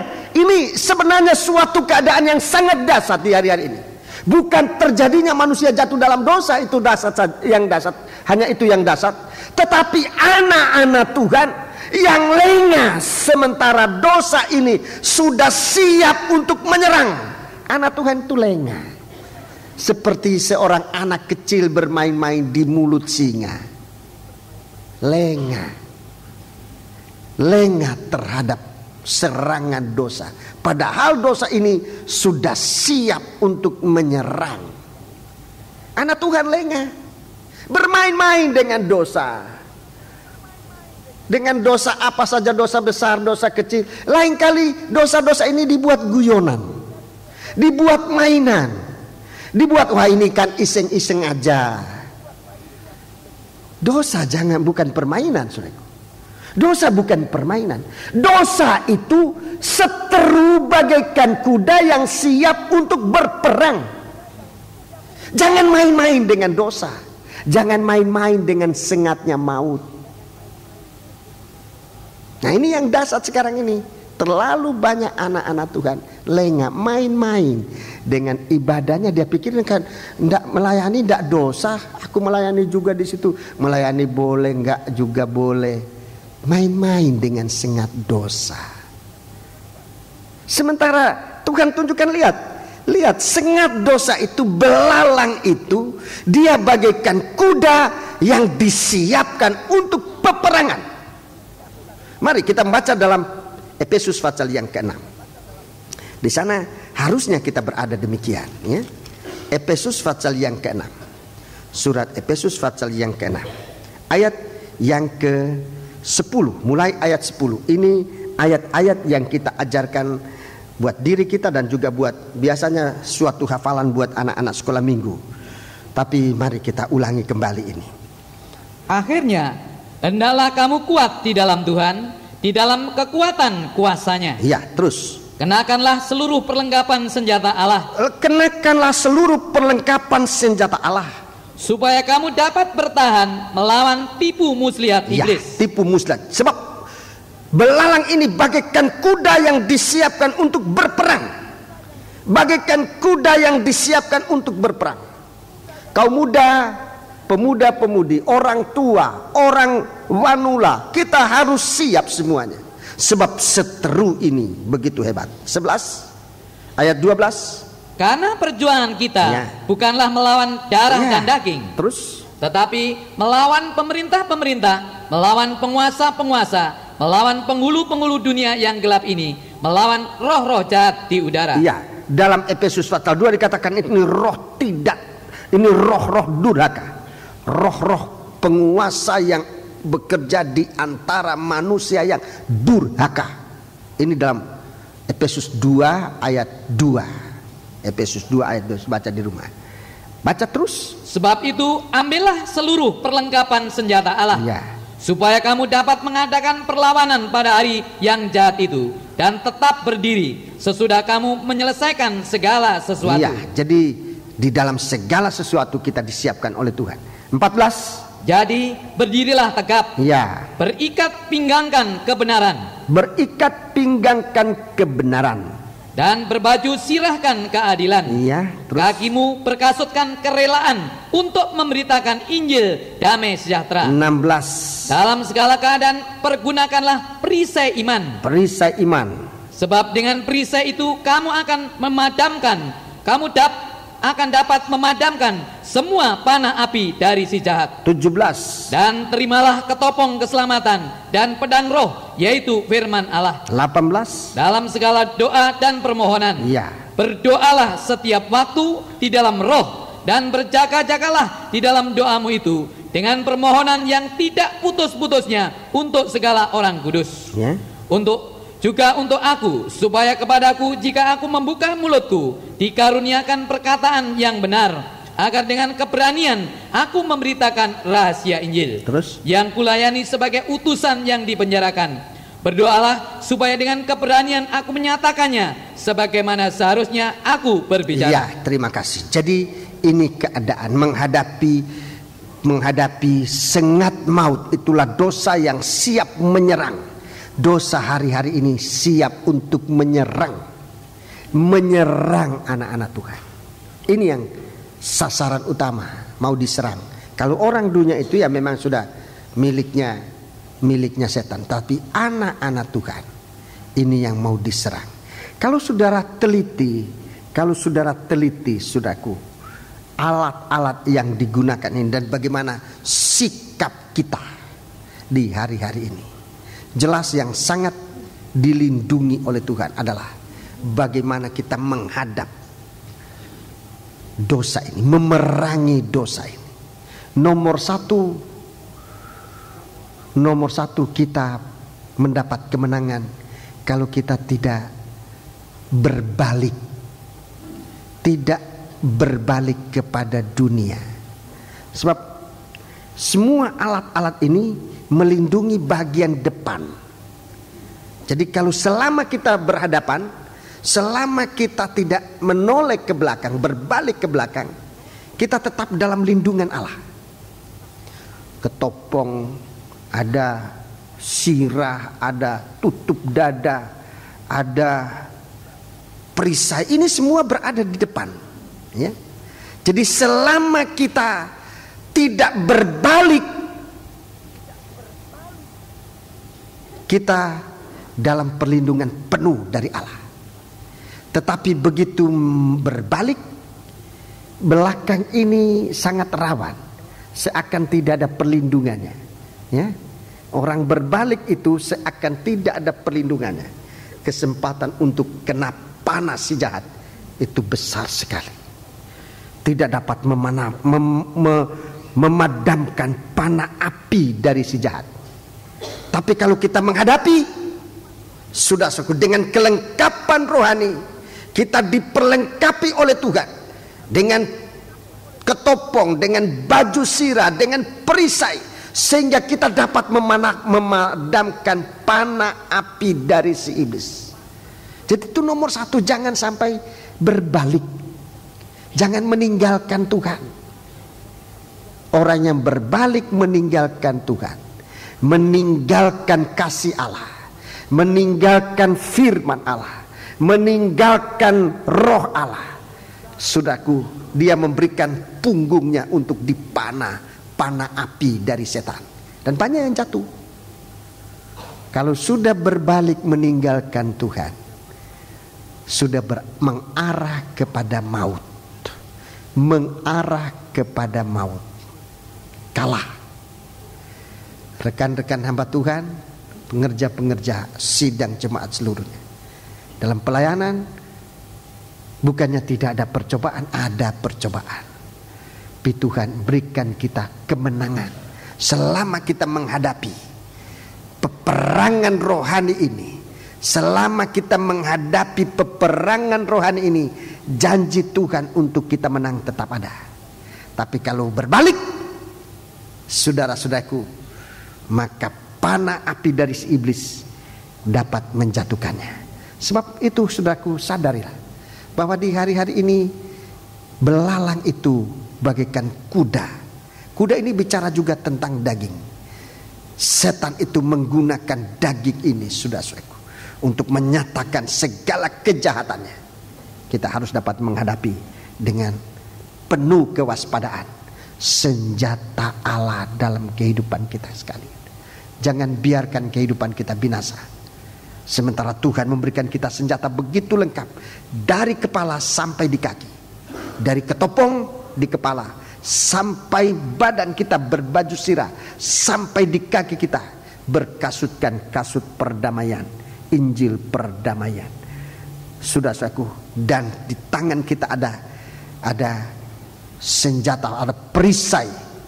Peganglah senjata Allah, pedang roh, ketopong keselamatan dan pedang roh. Itulah firman Allah. Ini kita harus dilengkapi oleh Tuhan. Kita terlindung Sebab kalau tidak, saudaraku, dahsyatnya dosa akan menjatuhkan siapapun juga. Jangan lengah, jangan berbalik dari Allah. Sebab kalau berbalik dari Allah, saudaraku, segala senjata itu akan mengena kehidupan orang itu. Sebab itu Tuhan ingatkan kita. Kita kembali di dalam Wahyu 9. Tuhan tunjukkan bagaimana dosa tampil. Dosa tampil.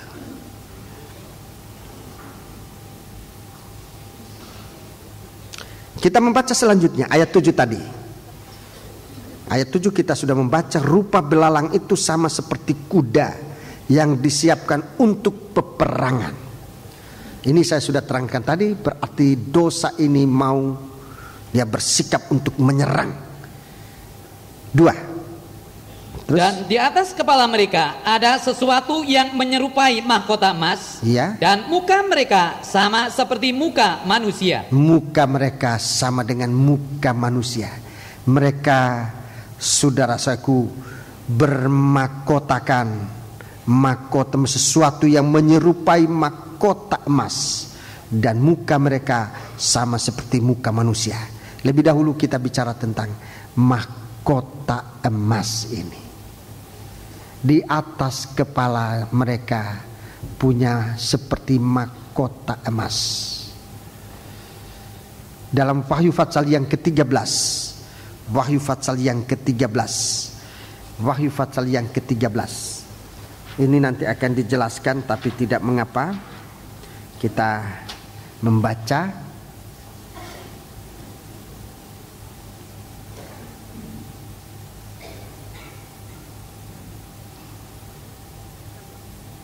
Ayat yang ke-16. Ayat yang ke-16. Dan ia menyebabkan sehingga kepada semua orang, kecil atau besar, kaya atau miskin, merdeka atau hamba, diberi tanda pada tangan kanannya atau pada dahinya. Ya, tanda pada tangan dan pada dahi, pada kepala. Ini suatu apa yang ada pada kepala. Ini bicara tentang kepandaian.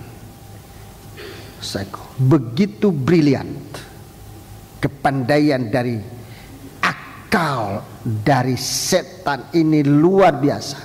Dosa itu punya cara, dosa itu punya taktik, dosa itu punya kelicinan yang luar biasa. Itu mahkotanya, itu tanda bagi dia. Di hari-hari nanti kita sudah harus bisa waspada terhadap muslihat daripada setan ini, yang akan memberikan cara-cara berbuat dosa. Saudara-saudaraku, begitu banyak bagaikan rambut banyaknya, saudaraku. Disebutkan rambut di kepala mereka. Di kepala mereka ada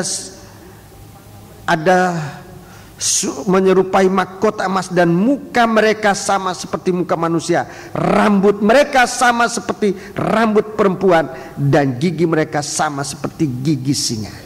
Jadi ini yang ada pada kepala, bersama dengan rambut yang banyak. Akalnya setan itu begitu hebat, sebanyak rambut di kepala. Tidak ada orang yang bisa menghitung rambut di kepala. Coba saudara lihat bagaimana perkembangan dosa di hari-hari ini. Banyaknya seperti rambut, dan kualitasnya nanti akan meningkat begitu brilian.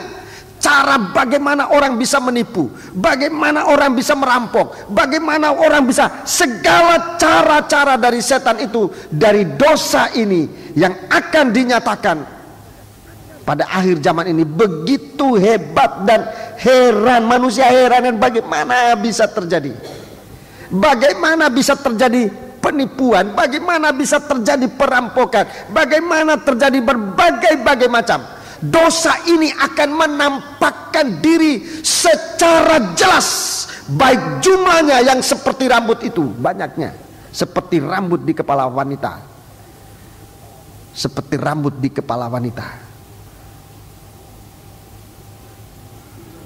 Kenapa tidak disebut seperti rambut di kepala pria? Kenapa tidak disebut seperti rambut di kepala pria, tapi seperti rambut di kepala wanita? Kalau dihitung-hitung, rambutnya wanita lebih tahan dari rambut pria. Kalau pria itu gampang tidak punya rambut, ya. Kalau wanita biar tua masih tetap rambutnya banyak. Dosa ini tidak hitung, oh sudah sekian tahun, jadi dosa berkurang karena sudah sekian lama manusia berdosa. Saudara lihat, dosa zaman Adam dan Hawa dibanding dengan dosa sekarang bukan berkurang, justru bertambah. Kalau rambut malah berkurang, makin tua makin berkurang tuh rambut. Itu manusia. Apalagi kalau pria. Kalau saudara lihat saya dulu umur 20 tahun, saudara akan lain dengan sekarang. Ini kakak-kakak saya ada di sini, mereka lihat waktu saya itu. Mereka pikir saya masih seperti itu.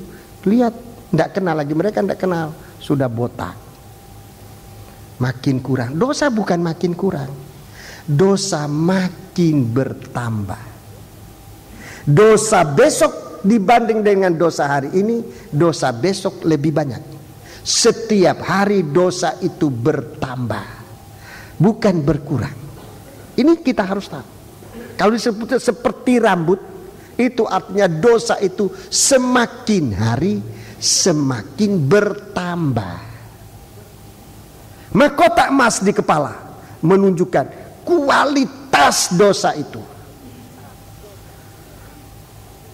Kualitas dosa itu begitu hebat.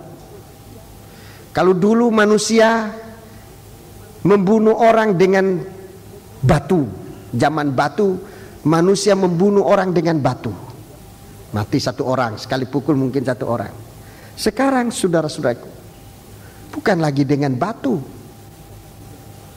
dengan senjata yang hebat. Dengan senjata yang sudah disiapkan manusia sekarang ini, sekali membunuh orang, wah, kita tidak bisa hitung berapa jumlahnya. Senjata-senjata yang sudah disiapkan oleh akal manusia ini, oleh kepala manusia ini, membuat senjata untuk saling membinasakan manusia, untuk membinasakan bumi ini. Sudah begitu hebatnya, bagaikan mahkota emas. Jangan lengah, saudaraku. Jangan kita lengah. Dosa itu dinyatakan jumlahnya bagaikan rambut, artinya tidak bisa dihitung, tidak bisa diperkirakan berapa banyak sih jumlah dosa itu. Nggak bisa. Seperti orang tidak bisa menghitung rambut. Tapi di atas rambut itu ditaruh kepala, berarti dosa itu selain banyak juga kualitasnya semakin meningkat di hari-hari ini. Kita jangan menjadi manusia yang bukan milik Allah. Sudah saatnya kita dimeteraikan oleh Allah menjadi miliknya Tuhan, agar kita jangan binasa bersama dengan dunia ini. Baca terus ayat 9 sekarang. 9 ayat 9.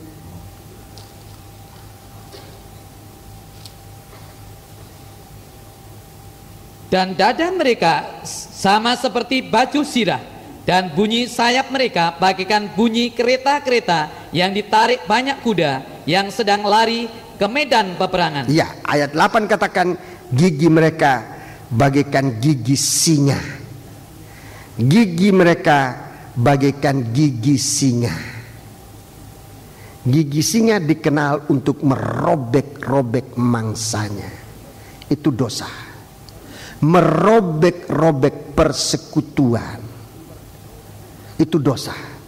Apa yang memisahkan tubuh Kristus adalah dosa. Di mana ada dosa, tidak bisa terjadi persekutuan. Sebab dosa itu bagaikan gigi singa, merobek persekutuan. Itu dalam ayat 8-nya. Gigi mereka sama seperti gigi singa, merobek persekutuan. Di mana ada dosa, iri hati, cemburu, dendam, fitnah, tidak mungkin terjadi persekutuan. Tidak mungkin. Sebab ada gigi singa di situ. Gigi dari belalang itu bagaikan gigi singa, merobek. Bahkan Saudaraku, gigi singa ini juga akan menceraikan hubungan kita dengan Allah. Jadi ini gigi, saudaraku, itu membuat terjadinya suatu perpecahan, suatu kehancuran.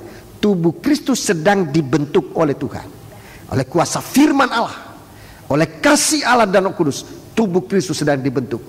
Tapi hati-hati, belalang ini punya gigi seperti gigi singa. Dia merobek, gigi singa ini merobek-robek persekutuan. Jangan biarkan satu gigi ditancapkan oleh setan dalam hidup kita, dalam persekutuan. Gigi-giginya seperti gigi singa untuk menceraikan manusia. Dalam Yesaya 59 ayat 1 dan ayat 2, ini ayat populer tapi tidak mengapa kita baca kembali. Yesaya pasal 59 ayat 1 dan ayat yang kedua. Yesaya 59 ayat 1 dan ayat yang kedua.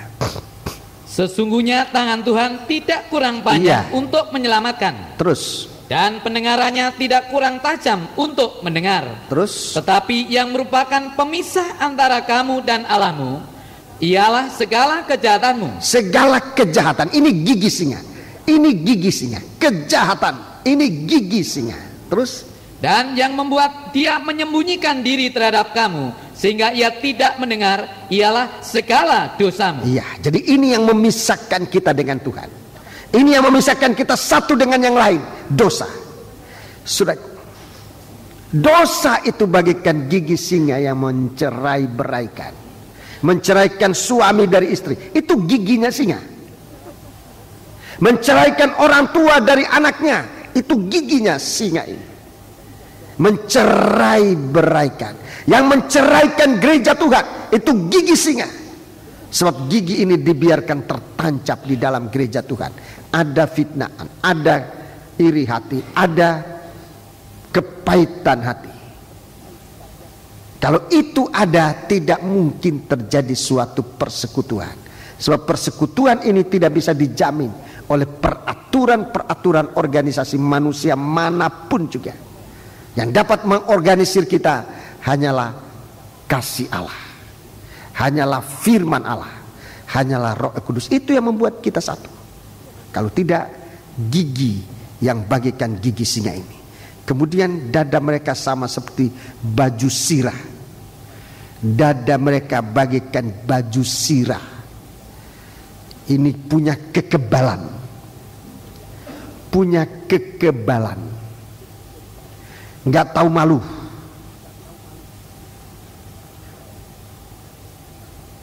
Bahasa Jawanya apa? Rai gede. Rai gede. Ya, itu rai gede. Dosa itu nggak tahu malu. Punya kekebalan.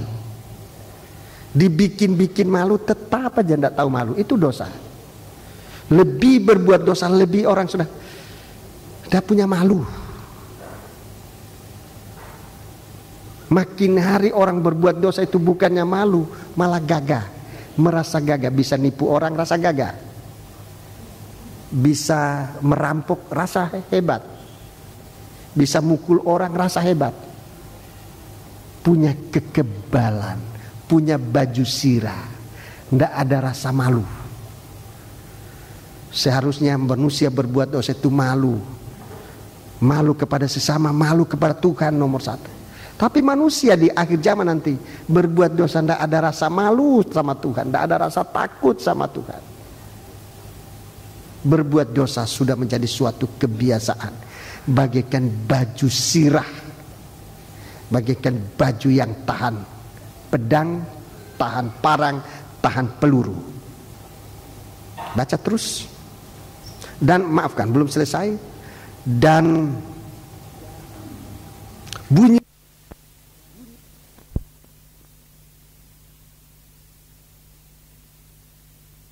ditarik banyak kuda. Ini sayap bicara tentang gerak yang cepat. Ditarik banyak kuda. Itu artinya satu gerak cepat. Dosa ini, saudara-saudaraku, geraknya begitu cepat. Begitu manusia lengah dia sudah masuk. Dosa itu cepat. Ada yang menarik. Ada yang menarik bagaikan kuda yang banyak. Dosa itu cepat masuk. Seperti tadi saya saksikan apa yang kami baca di koran di negeri Belanda. Begitu cepat. Jadi kita jangan lengah. Oh, anak saya ini masih kecil. Dosa sekarang ini cepat, saudaraku. Dosa itu cepat. Kita harus jangan ketinggalan. Dosa lebih dahulu. Dosa begitu cepat. Jangan tunggu dosa datang baru berdoa. Berdoa supaya kamu jangan kena pencobaan. Itu pesan Tuhan. Pesan di Taman Getsemani. Pesan-pesan Tuhan di Getsemani. Berdoa supaya kamu jangan kena pencobaan. Sebab tubuh, roh itu berkehendak tapi tubuh lemah. Begitu cepat dosa itu masuk. Begitu, lain kali kita belum sempat mikir. Dosa sudah masuk. Kita sudah lakukan dosa baru mikir. Terlambat. Dosa itu begitu cepat, punya sayap. Begitu cepat, begitu kuat dan tidak terhadang. Sebab kuda-kuda banyak yang menarik, sulit untuk dibendung. Jadi begitu cepatnya dosa ini, sulit untuk dibendung. Lain kali kita baru sadar kita sudah di dalam dosa. Terlambat. Kita sudah berbuat yang jahat, baru kita sadar. Dan ini, saudara-saudaraku, untuk ini Rasul Paulus katakan berdoa, memegang pedang roh, berdoa supaya kita mempunyai suatu keberanian, supaya firman Allah diberitakan. Sebab itu yang dapat merem, firman Allah itu yang dapat menghentikan laju kecepatan dari dosa itu. Hanya firman Allah. Nah, saudara lihat bagaimana sekarang begitu cepatnya dosa. Tetapi gereja Tuhan dituntut untuk firman jangan keras-keras. Firman Tuhan ringan-ringan aja.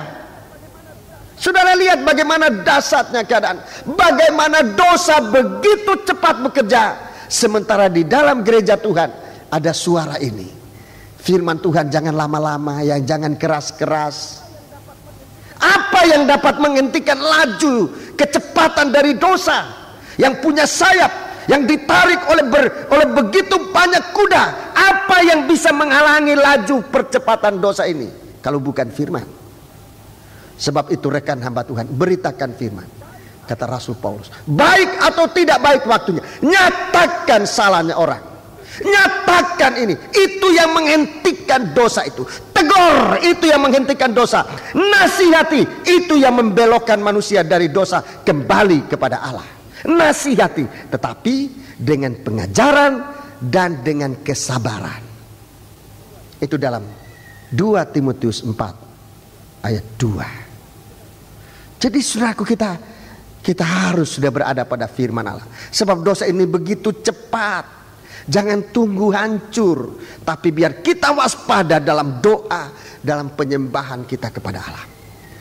Baca terus 10. Dan ekor mereka sama seperti kalajengking dan ada sengatnya. Dan di dalam ekor mereka itu terdapat kuasa untuk menyakiti manusia 5 bulan lamanya. Iya, menyakiti manusia 5 bulan lamanya. Ini tadi perkataan 5 bulan diulangi lagi. Ekornya menyakiti. Apa itu ekor? Kejadian sesudah dosa. Akibat dosa itu menyakitkan. Itu ekornya. Giginya memisahkan kita. Ekornya menyakitkan. Kalau kita sudah digigit oleh dosa itu, nanti akibatnya menyakiti. Sangat sakit. Kalau gereja Tuhan sudah dihancurkan, rasa sakitnya kemudian. Kalau nikah dihancurkan, rasa sakitnya mengikut kemudian. Di situ letak bisa, di situ letak sakitnya. Sebab itu mari segala sesuatu seperti tadi saya katakan, kita masukkan dalam kandungan kebenaran firman. Nikah kita masukkan dalam kandungan kebenaran firman. Pekerjaan usaha kita masukkan dalam kandungan kebenaran firman. Pelayanan dan ibadah kita masukkan dalam kandungan kebenaran firman. Agar jangan gigi dari singa, gigi dari belalang ini sempat merobek, dan ekornya nanti, akibatnya nanti akan menyusahkan, akan sangat menyakitkan. Nah, sekarang perhatikan ayat 11. Ayat 11. Dan raja yang memerintah mereka ialah malaikat jurang maut.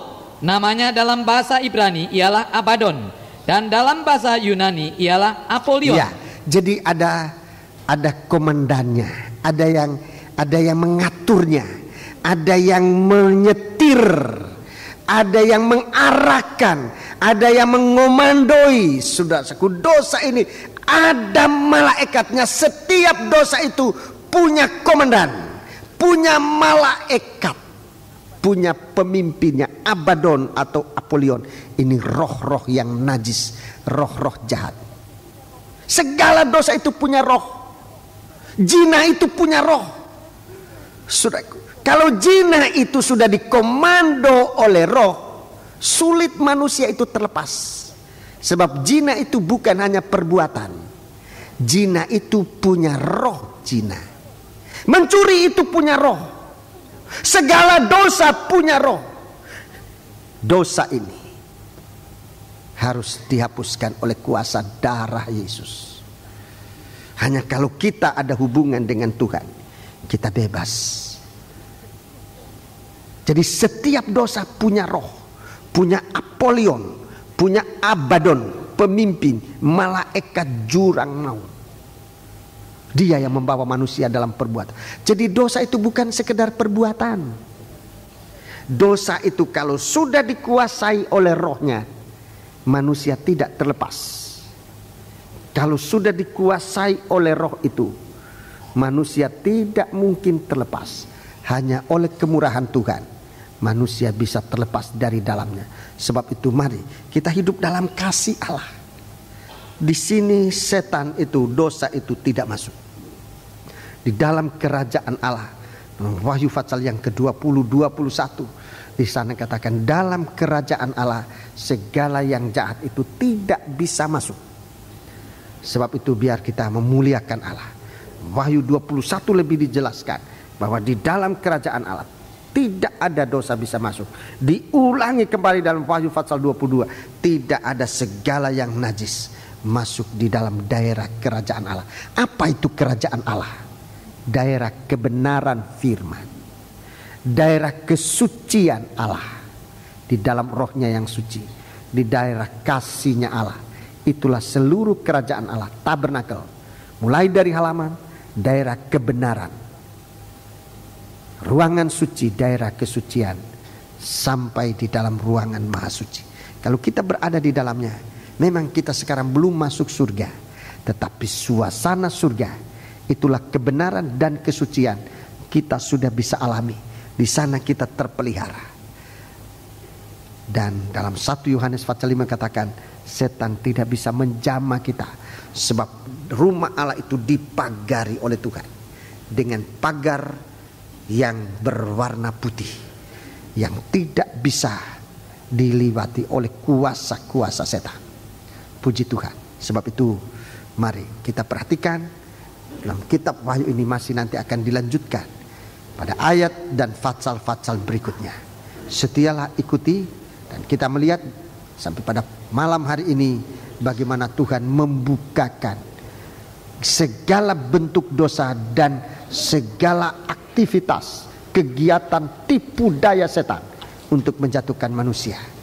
Tapi biarlah kita masuk dalam kandungan kebenaran Allah, dalam kandungan kesucian Allah, supaya kita nanti akan masuk dalam suasana kerajaan Allah. Kita bangkit berdiri, pelayan perjamuan suci segera maju ke depan. Kita bangkit berdiri.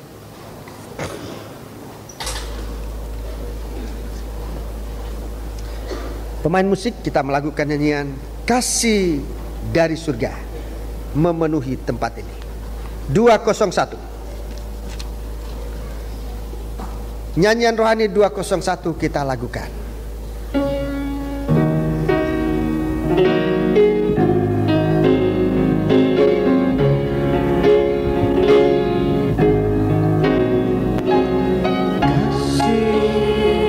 Dari surga memenuhi tempat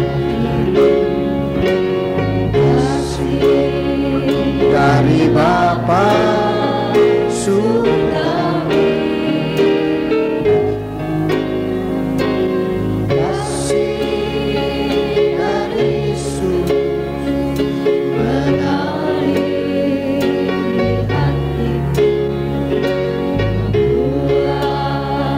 Damai di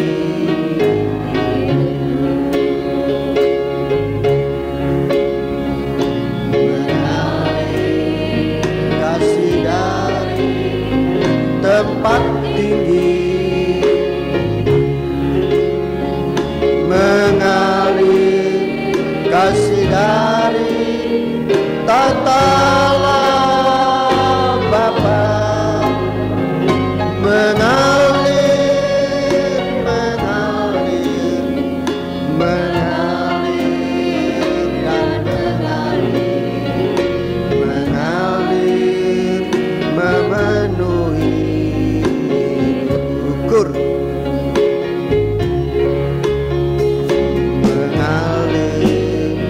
kasih dari tempat tinggi,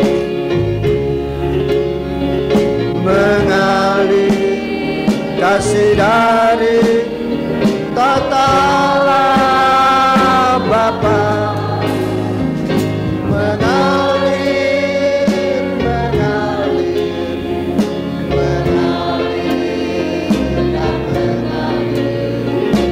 mengalir, memenuhi hidup. Lahan kasih dari surga, kasih.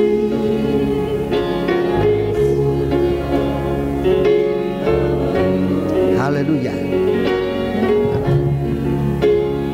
Suatu aliran kuat, aliran kasih Allah, suatu aliran yang kuat tetapi sangat halus. Haleluya. Dia dapat membentuk kehidupan kita.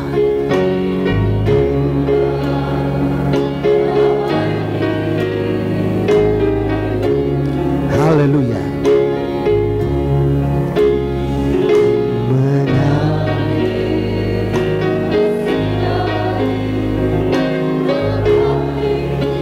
Haleluya. Mengalir kasih dari tatala Bapa, mengalir, mengalir, mengalir dan mengalir, memenuhi hidupku. Dengan kur.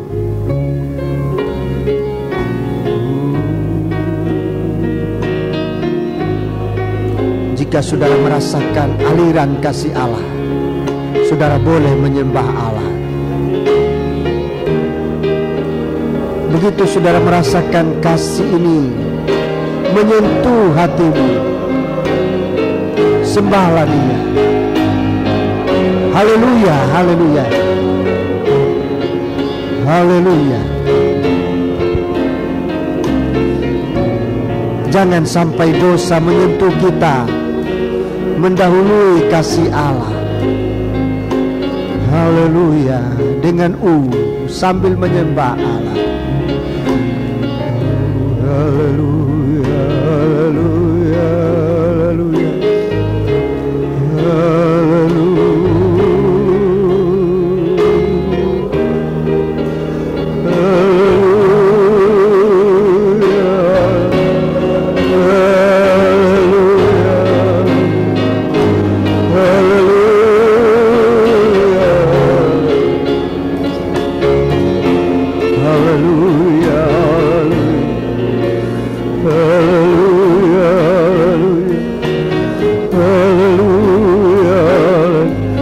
Sembahlah Allah dalam roh dan dalam kebenaran.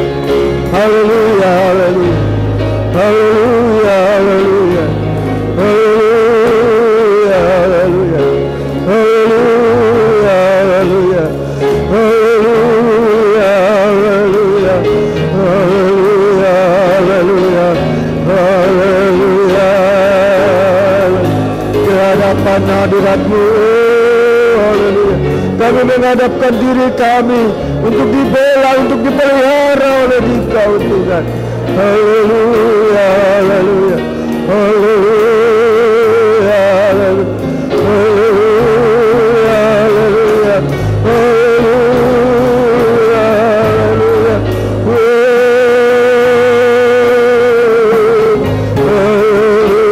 haleluya. Terima kasih Tuhan, terima kasih. Meteraikan umat-Mu dengan meterai-Mu Tuhan, agar kami terpelihara dalam Engkau, oh Tuhan. Terima kasih Bapa, terima kasih. Turunkan tangan sekarang Tuhan. Kami bersiap setelah kami mendengarkan firman-Mu. Kami tidak ingin ketinggalan dari pengaruh kuasa Dikau dalam perlindungan-Mu.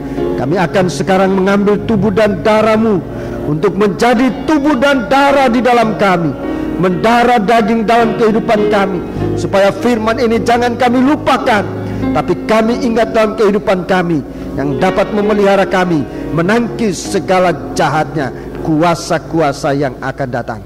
Tuhan, sertai kiranya sidang jemaat. Demikian Bapa memberkati perhimpunan kami, di mana kami akan mengulurkan tangan kami untuk mengambil tubuh dan darah-Mu sekarang Tuhan. Setelah Engkau mengampuni segala salah dosa kami, layakkan kami menerima berkat dari perjamuan suci ini di dalam nama Tuhan Yesus Kristus. Haleluya, amin. Sambil melakukan nyanyian ini, kita akan dilayani dengan perjamuan suci.